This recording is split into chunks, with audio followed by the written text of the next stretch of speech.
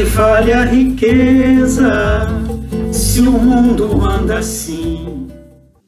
Boa noite a todos. O Paulo me pediu que eu fizesse a prece inicial do estudo que ele vai apresentar essa noite. Então, nesse momento, eu peço que cada um possa sintonizar para que nós possamos iniciar a nossa prece. Vamos nos sintonizar com a espiritualidade maior, com os nossos amigos que estão sempre conosco. Então, vamos iniciar a nossa prece. Jesus, Mestre amado, querido, te agradecemos, Mestre, pela oportunidade maravilhosa do conhecimento. Agradecemos aos nossos mentores, aos nossos companheiros de jornada, aos nossos benfeitores que querem o nosso bem, aos mentores do trabalho da UCEAV, nossa casa querida que nos recebe e recebe a todos. A oportunidade de estarmos conectados, juntos, levando adiante os teus ensinamentos, Mestre, levando adiante o teu exemplo de amor, exemplo de acolhimento, exemplo de humildade, exemplo de esperança, exemplo de fé, que nesse momento em que vivemos,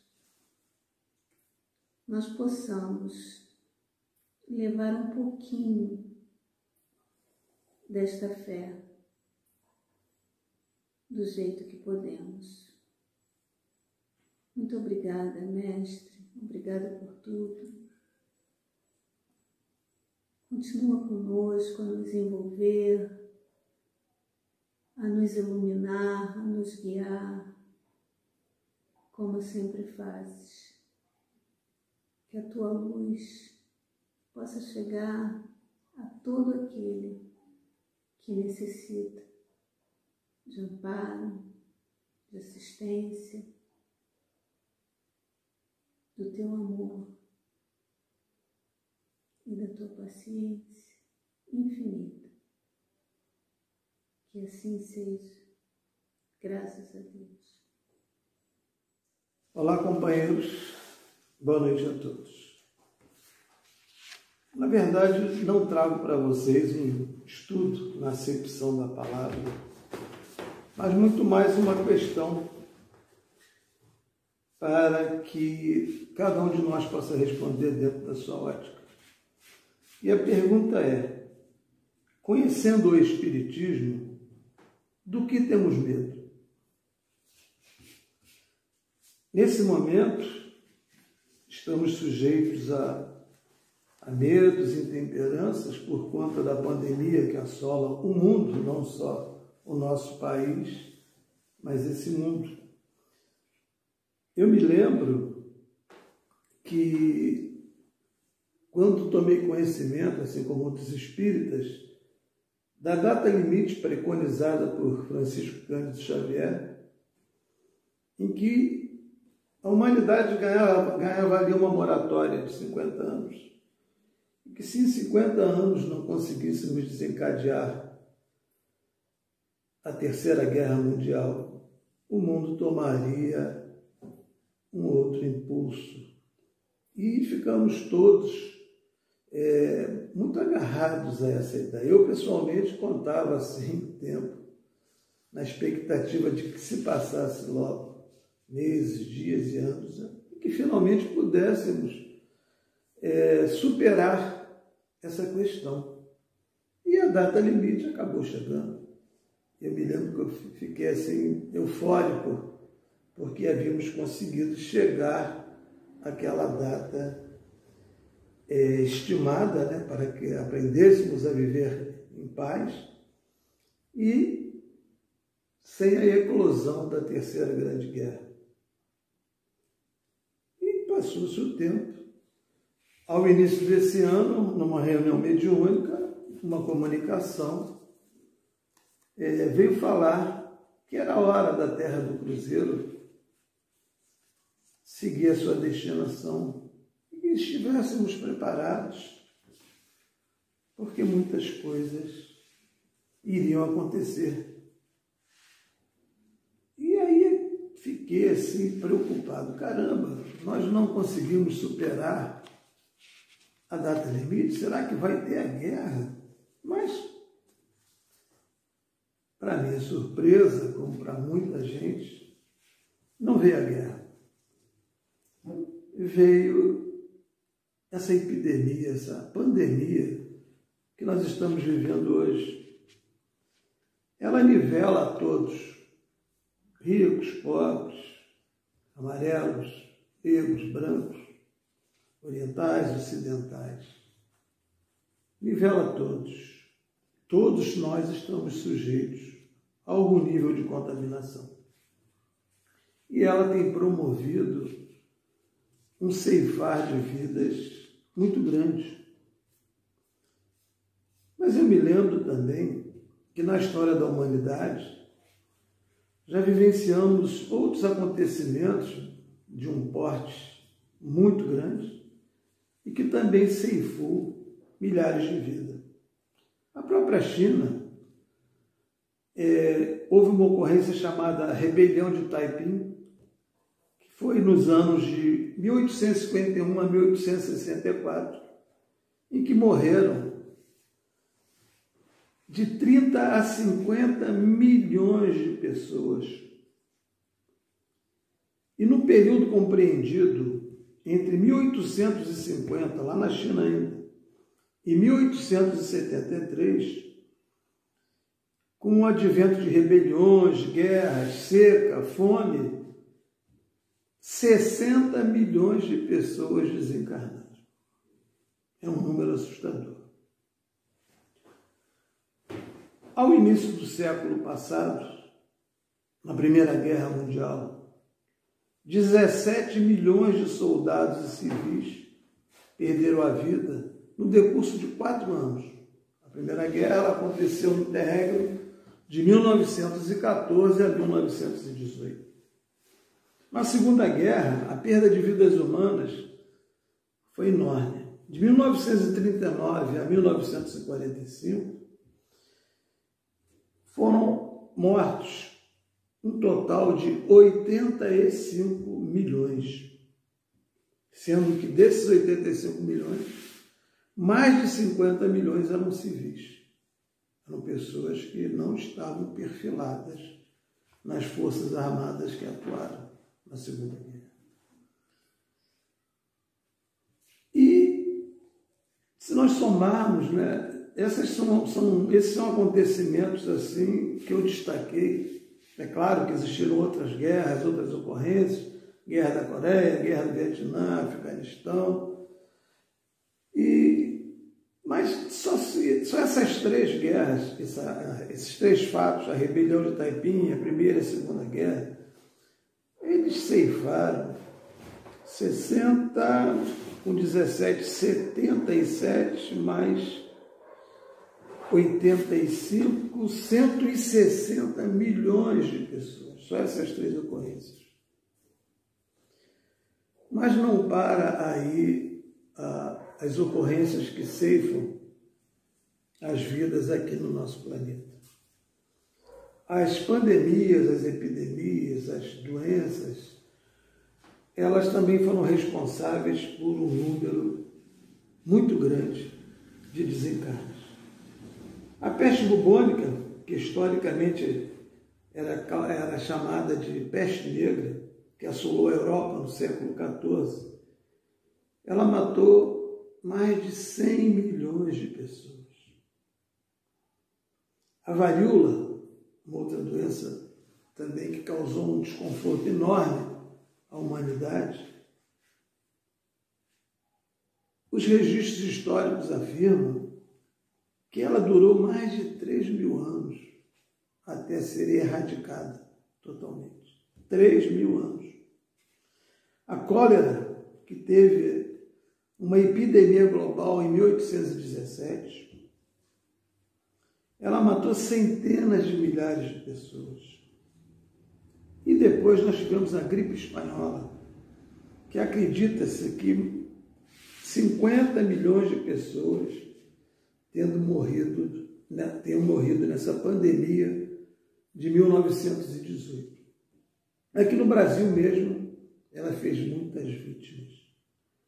Dentre as vítimas, um espírita ilustre que morava na pequena cidade de Sacramento, Minas Gerais, chamado Eurípides Barçanufo, sucumbiu também à gripe espanhola. Desencarnou aos 32 anos de idade.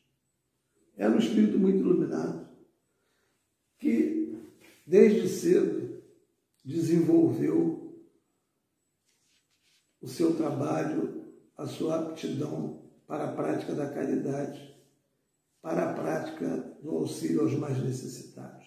Jovem ainda, em torno dos seus 17 anos, os seus pequenos recursos, montou uma farmácia homeopática, produzia remédios e os distribuía gratuitamente para a população carente. É um espírito iluminadíssimo. Foi responsável por ter montado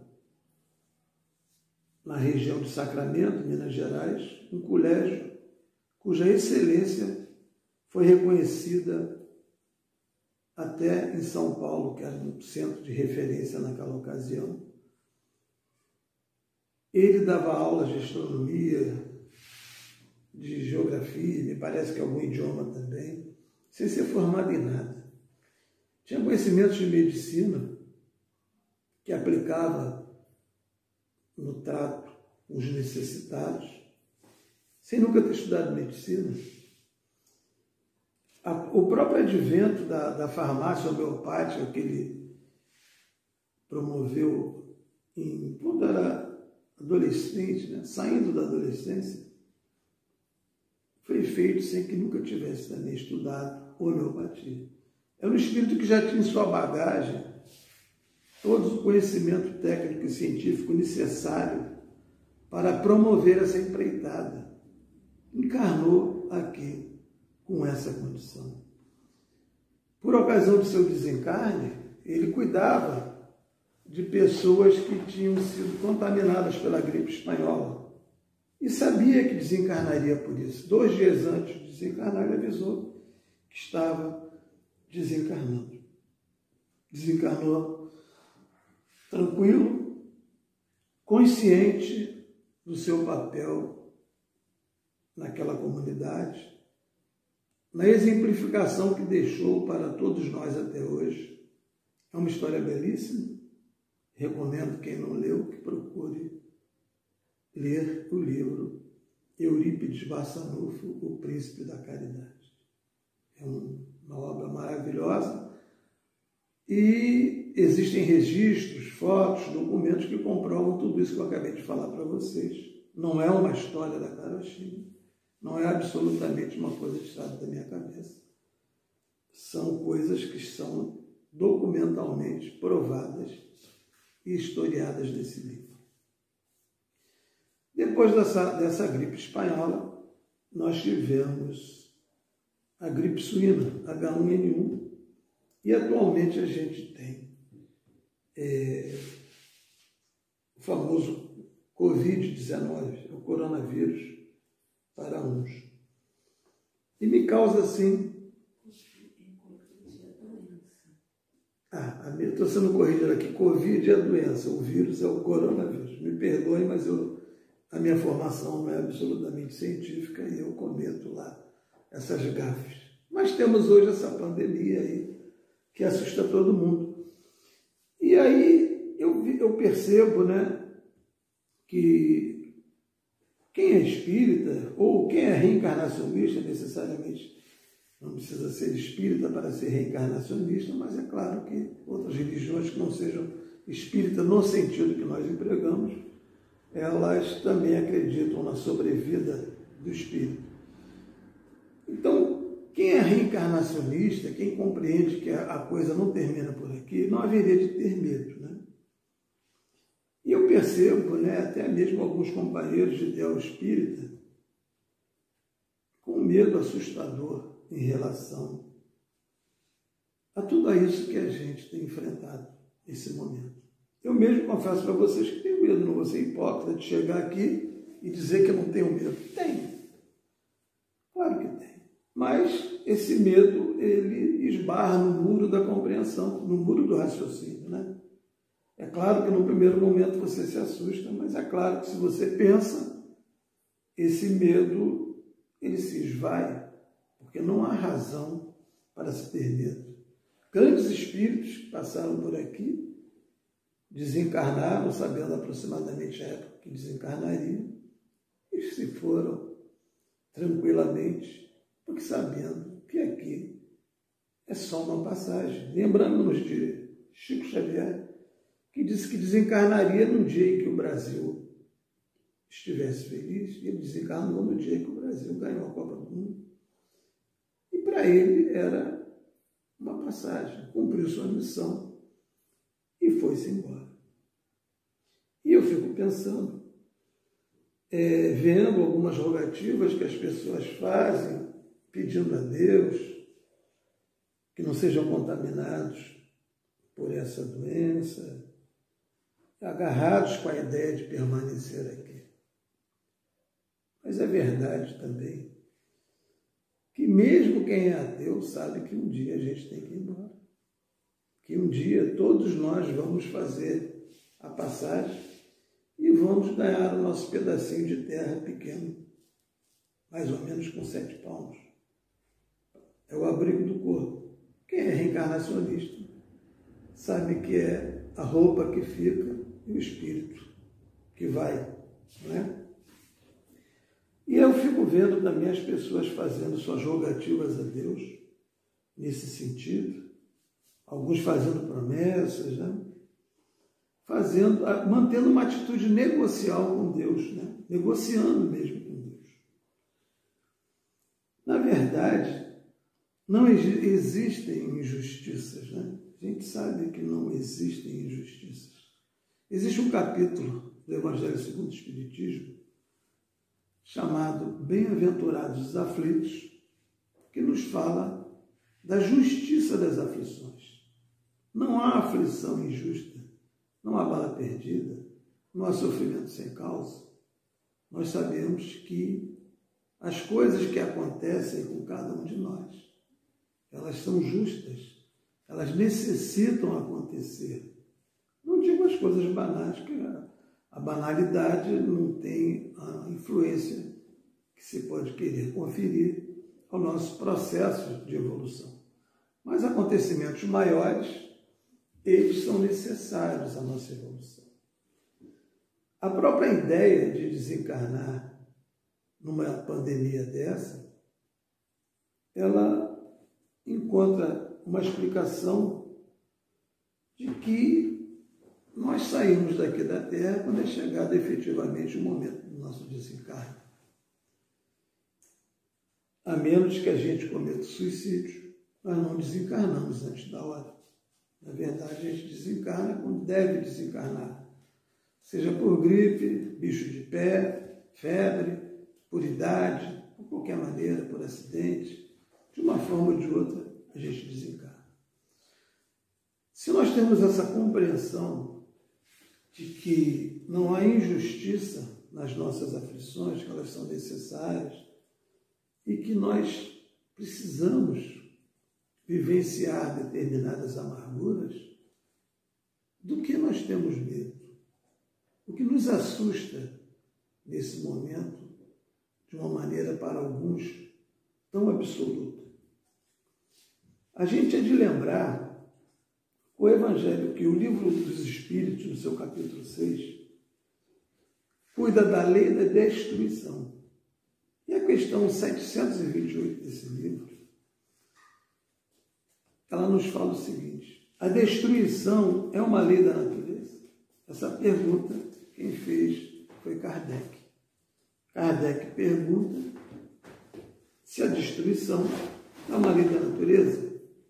E os espíritos respondem: é necessário que tudo se destrua para renascer e se regenerar, porque isso é que chamais destruição não é mais do que a transformação, cujo objetivo é a renovação e o melhoramento dos seres vivos.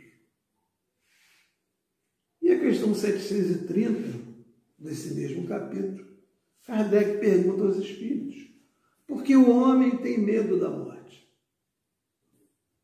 E eles nos respondem: já o dissemos, o homem deve procurar prolongar a sua vida para cumprir a sua tarefa. Foi por isso que Deus lhe deu o instinto de conservação. E esse instinto o sustenta nas suas provas. Sem isso, muito frequentemente ele se entrega ao desânimo. A voz secreta que o faz repelir a morte lhe diz que ainda pode fazer alguma coisa pelo seu adiantamento. Quando o perigo o ameaça, ela o adverte que deve aproveitar o tempo que Deus lhe concede. Mas o ingrato rende geralmente graças à sua estrela, em lugar do Criador. Nós temos esse hábito, nós somos assim. Temos estrela, temos sorte. Nunca nos lembramos, ou nunca é muito forte, mas na maioria das vezes não nos lembramos de agradecer a Deus pelas graças alcançadas, pelas coisas das quais nós conseguimos, ainda que momentaneamente, escapar. E a gente atribui isso à sorte, à estrela, a destino, coisas que no ideal espírita tem uma explicação completamente diferenciada. A questão 731, também da lei da destruição, do Livro dos Espíritos, remete ao seguinte: porque ao lado dos meios de conservação, a natureza colocou ao mesmo tempo agentes destruidores. Os Espíritos nos respondem: o remédio ao lado do mal, para manter o equilíbrio e servir de contrapeso. A necessidade de destruição é proporcional ao progresso do mundo. E aí está a chave. Porque se nós analisarmos todas essas ocorrências, todas essas mortes causadas por guerras, doenças, no decorrer de todo esse tempo, elas tiveram como objetivo promover, a regeneração, a renovação do nosso planeta, dos seres que aqui estão. Através da reencarnação é que nós corrigimos as nossas imperfeições morais. É através dela que nós promovemos a retificação necessária de nossas vidas. Não estamos ainda no patamar de não encarnarmos mais. Já encarnamos muitas vezes. Ainda temos muitas pela frente, dado ao nosso estado moral, dado ao estado moral do planeta. Cada um de nós tem uma contribuição a esse planeta. Cada um de nós tem uma contribuição para si próprio, pelas suas próprias atitudes. Quando nós pensamos, quando nós agimos, quando nós falamos, né? Quando nós irradiamos algum tipo de energia, nós criamos a chamada forma pensamento. E isso vai para a psicosfera do planeta. E a psicosfera do planeta, nesse momento, ela é condizente com a humanidade, com esse estágio evolutivo da humanidade que aqui está. À medida que nós consigamos melhorar o nosso proceder, o nosso pensar, a partir do momento que a gente consiga verdadeiramente sentir caridade pelos mais desvalidos do que nós, sintamos amor verdadeiramente na acepção da palavra, de acordo com os ditames de Jesus, não da forma grosseira que nós o compreendemos. Quando nós conseguirmos entender esse mecanismo, por óbvio que a nossa forma de pensar e de agir vai ter um outro tipo de emissão. Nós sabemos que a nossa intenção ela é determinante para muitas coisas. E nesse ponto, a gente percebe que o que nós falamos, o que nós aparentamos ser, tem importância zero se não estivermos bem intencionados. Ou seja, nós podemos enganar ao próximo, mas não podemos enganar a nós mesmos e nem a Jesus, aos espíritos que nos assistem, que nos intuem e que nos impulsionam. Eles sabem verdadeiramente o eu interior de cada um de nós.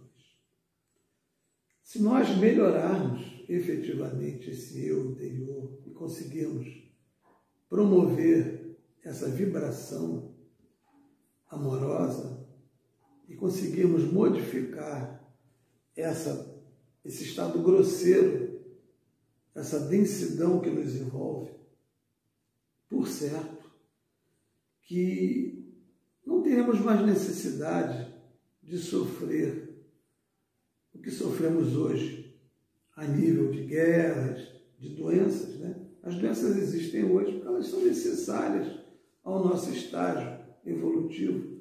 E elas deixarão de existir quando não precisarmos mais retificar algumas questões que estão incrustadas no nosso perispírito. Elas deixarão de existir. Quanto mais nos tornarmos espiritualizados, menos agrura nós teremos. É isso que os nossos irmãos nos garantem, né? Através dos livros, dos relatos, das mensagens. É necessário que a gente tenha esse tipo de compreensão.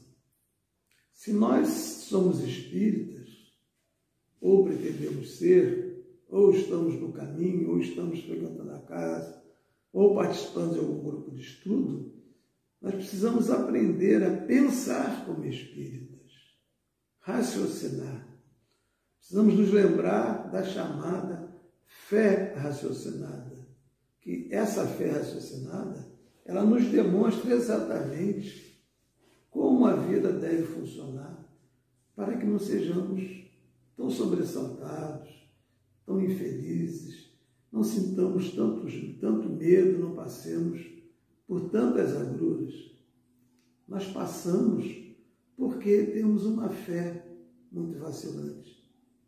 Mesmo aqueles que se intelectualizaram um pouco mais, que puderam compreender um pouco mais os ditames da codificação espírita, muitos, apesar da compreensão do aspecto científico da doutrina espírita, não trazem dentro de si a necessária fé para inteiramente desenvolver o raciocínio acerca dessas questões doutrinárias.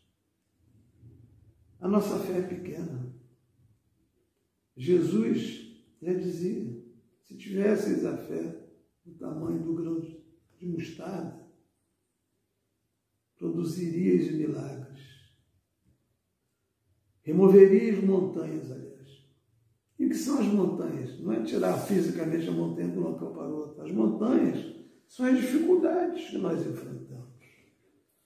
Nós sabemos que, por força da fé, muitas coisas são resolvidas aqui no plano físico. Os evangelhos são ricos de exemplo de pessoas que, movidas pela fé, procuraram Jesus e obtiveram aquilo que dele esperavam. Lembremos-nos da história da mulher hemorroísta, que simplesmente tocou nas vestes de Jesus, e ele sentiu que alguém lhe tocara, não viu o toque, e voltou-se para ela e disse: mulher, tua fé te curou. Porque tão grande era a fé dela, de que o mestre resolveria o seu problema. Tinha uma hemorragia de muitos anos que não parava. Tão grande era a sua fé, que o simples toque nas vestes de Jesus foi suficiente para que ela se curasse, obtivesse ali aquilo que ela desejava. Vários exemplos de fé nós presenciamos, nós tomamos conhecimento, nós assistimos hoje modernamente até pela televisão, pelo vídeo, pelo YouTube e outros meios de comunicação modernos, vários exemplos. Mas parece que essa fé é para os outros, não é para nós, porque nós admiramos, falamos em fé, mas a nossa é pequena. A nossa não é suficiente para afastar de nós o medo de contrair. Não, não? Covid-19, segundo a minha querida Cristina. Tá certo. Coronavírus, tá. Eu sou confuso com isso. Então, não é suficiente, mas deveria ser. Um dos capítulos que eu mais gosto, que eu mencionei ainda há pouco uma passagem, que é o Bem-aventurados os aflitos, ele nos demonstra isso, né? Quando Jesus fala bem-aventurados os aflitos, né, e que muita gente acha que é o sofrer, se você sofre, você vai estar junto com Jesus. Não é bem assim, a gente sabe disso, né? Bem-aventurados os aflitos, porque compreendem as razões de sua dor. A gente lembra da passagem dos cristãos na época de Roma, que aguardavam nas masmorras para serem conduzidos à arena, para serem devorados pelas feras, para serem incendiados como tochas humanas. E eles cantavam, iam cantando para a arena. Tem um filme que fala sobre Paulo, o apóstolo, e que tem uma passagem dessa. Lucas estava preso junto com alguns desses cristãos. Ele não foi imolado ali naquele momento na arena. E alguns entraram em desespero e ele disse para eles: vai ser rápido, depois estarão todos nos braços do Mestre. E eles mudaram o comportamento, entraram cantando na arena, sabedores que a vida física terminaria para eles ali, mas foram confiantes, porque acreditavam verdadeiramente na vida espiritual, na vida fora da matéria. E hoje eu vejo, né, passado tanto tempo, continuamos com esse medo, né? Não conseguimos ainda aquietar os nossos sentimentos em relação a isso. Voltando ao Livro dos Espíritos, na Lei da Destruição, existe um item falar que se chama flagelos destruidores. E por que acontecem flagelos destruidores?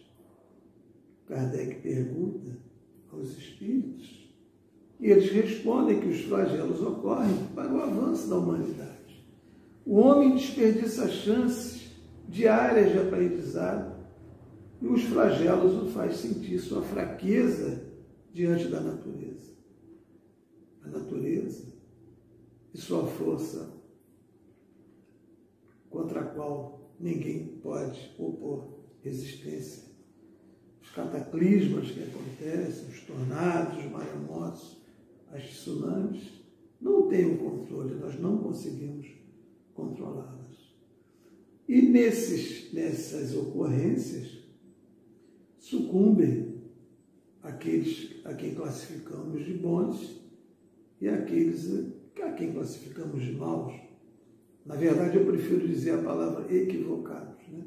Mas todos sucumbem, porque ninguém morre de véspera. Aqueles que sucumbem nessas ocasiões é porque é chegada a hora de deixar a terra.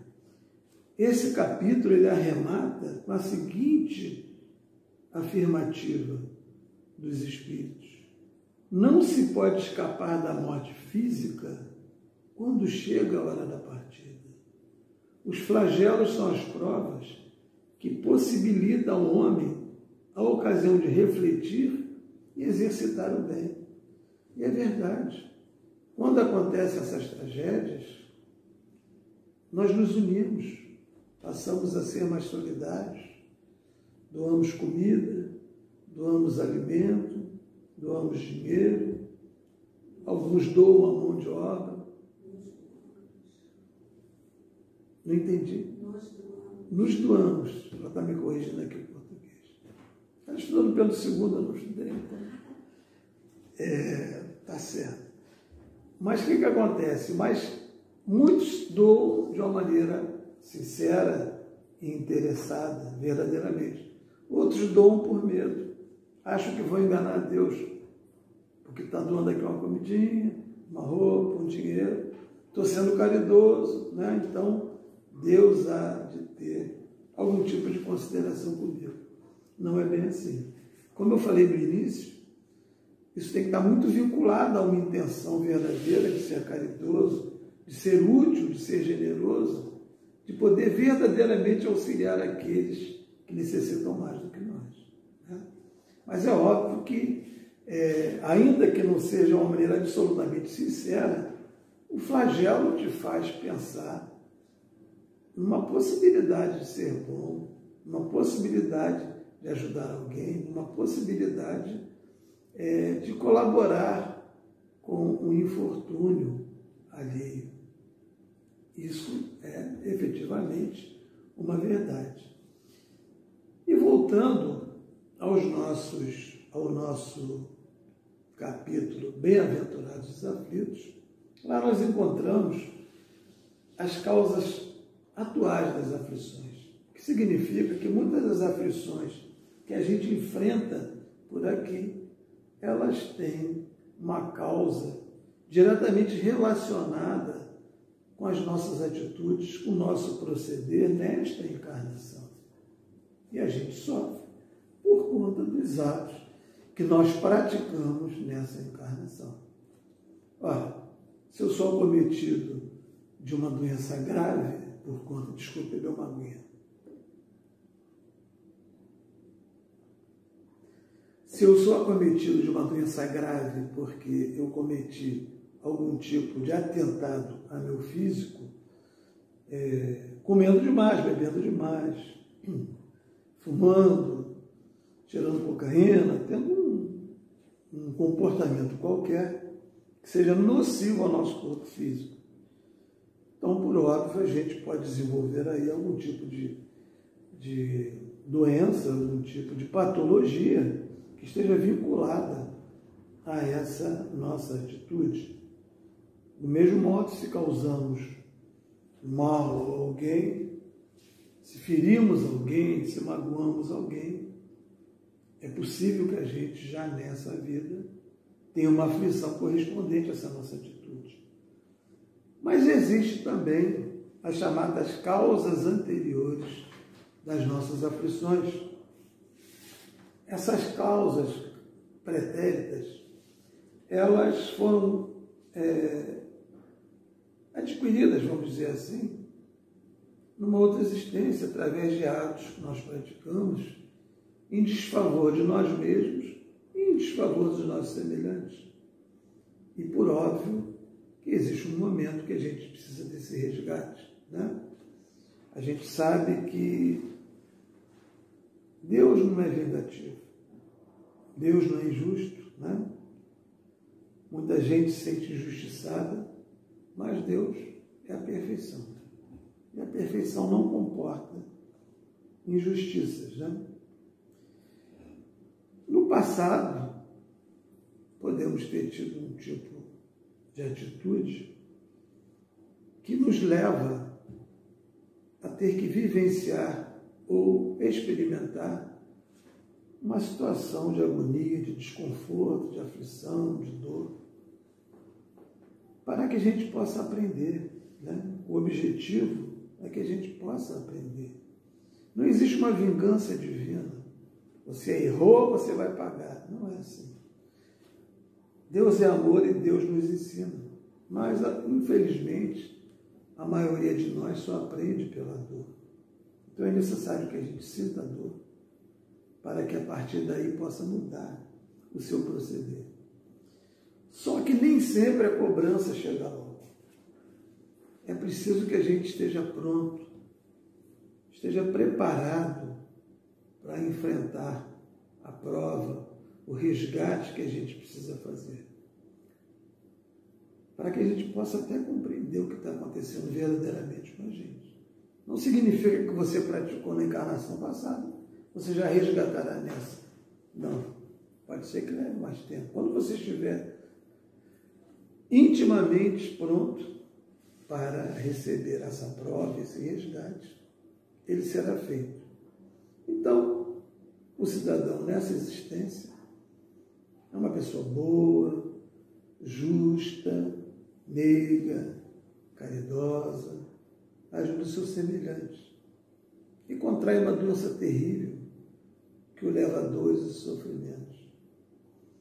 Se ele não tiver o raciocínio, a compreensão da chamada justiça das aflições, ele não entenderá.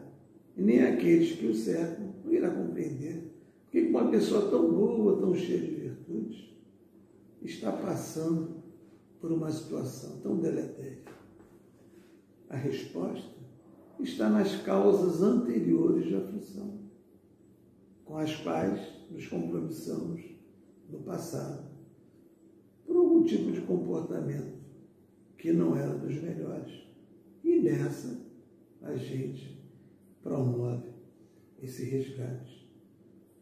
Se nós entendemos dessa maneira, a gente cai na vertente seguinte do capítulo Bem-aventurados aflitos, que se chama o bem e o mal sofrer. Se você compreende a justiça das aflições, compreende que você padece por causas anteriores e por causas atuais das aflições, do seu comportamento, essas aflições são causadas por você mesmo, você tem uma postura de escolher bem ou mal sofrer. Bem sofrer significa o seu posicionamento diante da dor, diante desse acontecimento ruim, em que você fica sereno e resignado, sabendo que nesse momento você resgata uma falha do seu passado presente, ou do seu passado pretérito, se é que cabe a expressão. O mal sofrer é exatamente a sua irresignação em relação a isso, que vai te causar, na verdade, um desconforto muito maior. Porque o desconforto, a irresignação, a rebelião interna que nós possamos ter diante da dor ou de qualquer fato dessa natureza, de nada adiantará, de nada resultará, porque você vai continuar tendo aquela causa, aquela doença, aquilo tudo que te magoou, aquilo tudo que te magoa, aquilo tudo que te faz sofrer, aquilo tudo que pode até te levar ao desencarne. Os espíritas, eles precisam efetivamente desenvolver esse aspecto da fé raciocinada. A gente não pode deixar essas coisas entrarem pelo nosso ouvido e sair pelo outro. Nós precisamos buscar esse entendimento, compreender essa verdade. Nenhum de nós vai ficar aqui para semente. Se tivermos que contrair a doença e desencarnar, fará parte do nosso estágio, fará parte da nossa programação. A vida não acaba aqui. É uma passagem, é uma roupa que nós estamos vestindo. O nosso espírito é imortal. Teremos outras existências, como já tivemos outras anteriores. E se sofremos aqui, se depuramos, se superamos alguma condição que deveríamos superar, já estaremos mais leves ao nosso retorno à pátria espiritual. Já teremos um débito a menos para saldar. O nosso futuro, através da quitação das nossas dívidas, é uma vida de angelitude, é uma vida de paz e de equilíbrio. E, sobretudo, cabe ao espírita lembrar que a dor existe, ela é necessária para que possamos moldar a nossa personalidade, o nosso caráter, o nosso espírito.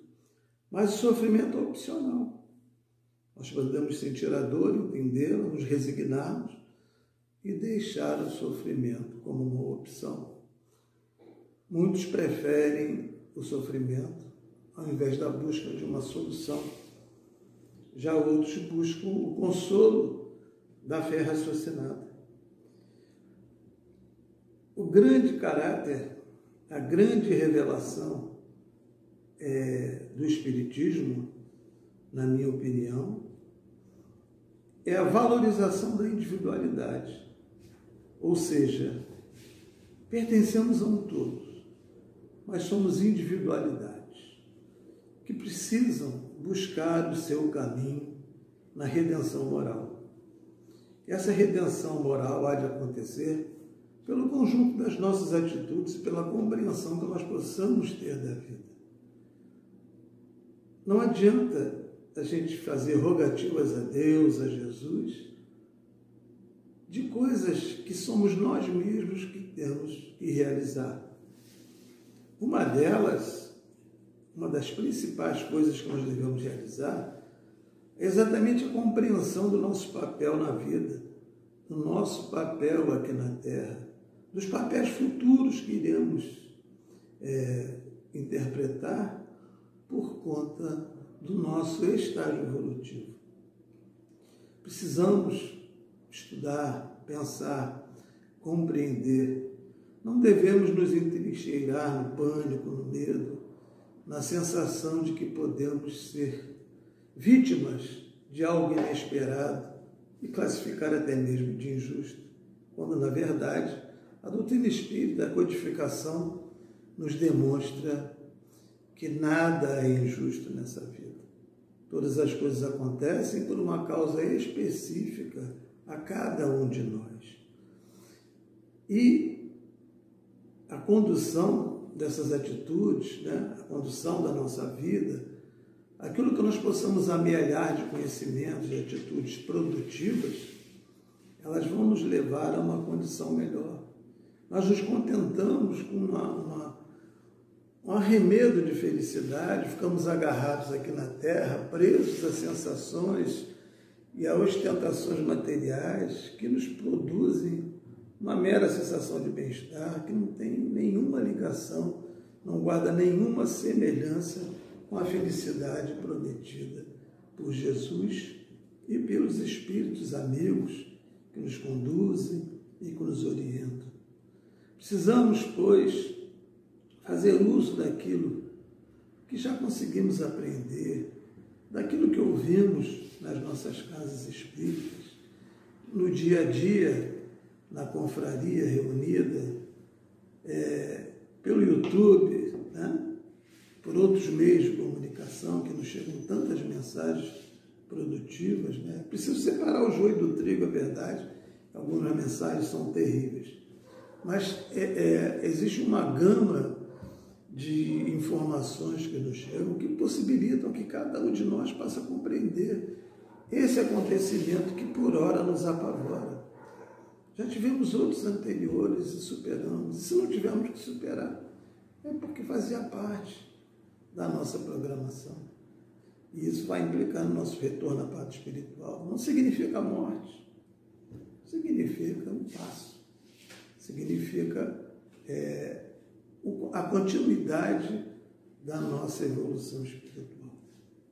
Meus irmãos espíritas, precisamos nesse momento assumir o nosso papel de trabalhadores da última hora, não é isso? E passar para as pessoas serenidade, resignação, força para os enfrentamentos da vida, né? Não sejamos nós os arautos do pessimismo, os arautos da desesperança, né? Não sejamos absolutamente. Muito pelo contrário.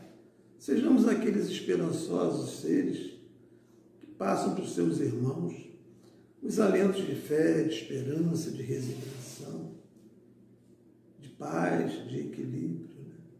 Não nos deixemos levar por essa corrente negativa que domina as pessoas nesse momento, em que o pânico toma conta de suas existências e faz com que se tornem pessoas desprovidas de fé, de esperança, disseminadores da dúvida, disseminadores do medo, do pânico, a exemplo de tantas mensagens péssimas que nós recebemos pelos meios de comunicação, pelos comportamentos daqueles que deveriam dar o melhor exemplo e que, na verdade, acabam insuflando o medo, o pânico, o ódio, a desesperança. O tema desse singelo estudo, na verdade, é uma exortação a que nós possamos pensar acerca da nossa condição como espíritas, ou mesmo de outras religiões, mas que possam ter um discernimento acerca do papel de Deus, de Jesus e de nós mesmos diante da vida. Então, a grande indagação é a seguinte: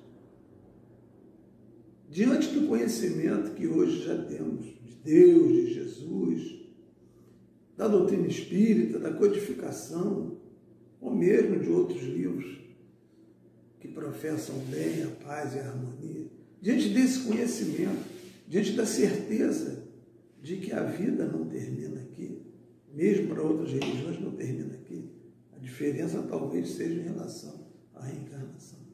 Então, diante de todo esse conjunto de conhecimento, de experienciação que já tivemos, do que temos medo? Os espíritas, principalmente. Do que temos medo? Temos medo dessa pandemia? Temos medo de desencarnar? O que nos assusta? É uma pergunta que eu deixo no ar para que cada um de nós possa desenvolver dentro de si, possa procurar responder de uma maneira adequada aos seus anseios de paz e de equilíbrio, né? Do que temos medo, meus irmãos? Do que? Né? E o conhecimento espírita, e as coisas que já acreditamos, e as experiências que já vivemos, o que nos assusta tanto? Deixo essa pergunta para vocês. Faço essa pergunta também para mim mesmo, né? Também tenho lá meus medos, acho que é uma coisa natural que tenhamos. Nossa fé é pequena ainda, né?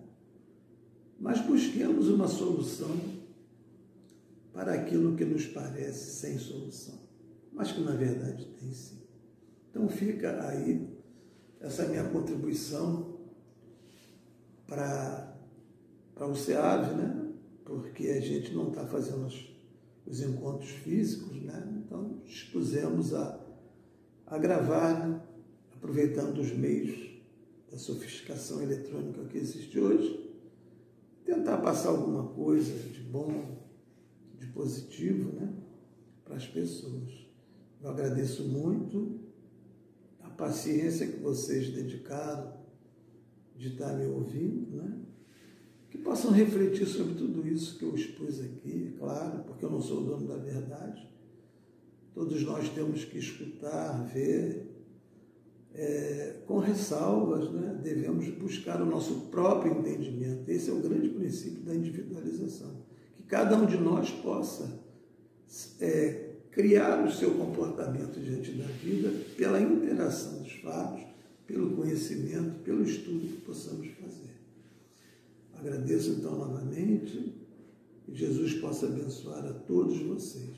E agora, se vocês me permitem, eu vou fazer a prece final, a exemplo do que a gente faz na nossa casa espírita, né?